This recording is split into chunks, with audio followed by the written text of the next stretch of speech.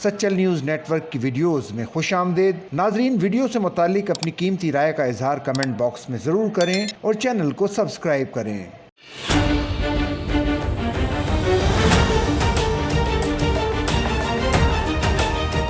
वज़ीर-ए-आज़म के मुशीर राना सनाउल्लाह ने JUI सिंध के सेक्रेटरी जनरल अल्लामा राशिद महमूद सूमरो से रब्ता किया। तर्जुमान JUI के मुताबिक राना सनाउल्लाह ने दरियाए सिंध पर मुतनाज़ कैनाल से मुतालिक JUI को मुज़ाकरात की पेशकश की। अल्लामा राशिद महमूद सूमरो ने मशावरती अमल में कौम परस्त जमातों को शामिल करने का मुतालबा किया। अल्लामा राशिद सूमरो ने कहा कि सिंध की सियासी जमातों और वकला को भी एतमाद में लिया जाए। मुज़ाकरात से पहले मुतनाज़ा कैनाल्स पर फौरी तौर पर काम रोका जाए। JUI सिंध का वाज़ेह मौक़िफ़ है कि सिंध के पानी पर किसी किस्म का समझौता कबूल नहीं। वज़ीर-ए-आज़म के मुशीर बराए सियासी उमूर राना सनाउल्लाह ने यूनाइटेड पार्टी के सदर और कन्वीनर दरियाए सिंध बचाओ तहरीक सैयद ज़ैन शाह से फ़ोन पर रब्ता किया। सिंध यूनाइटेड पार्टी के सेक्रेटरी इत्तलात ख्वाजा नवीद एडवोकेट के मुताबिक राना सनाउल्लाह ने कैनालों और कारपोरेट फार्मिंग के मसले पर सैयद ज़ैन शाह को मुज़ाकरात की पेशकश की। राना सनाउल्लाह ने कहा कि इस मसले पर वज़ीर-ए-आज़म पाकिस्तान शहबाज शरीफ आपसे मुलाकात करना चाह रहे हैं। सैयद ज़ैन शाह ने कहा कि हम दरियाए सिंध बचाओ तहरीक में शामिल जमातों, वकला, एक्शन कमेटी, आबादगारों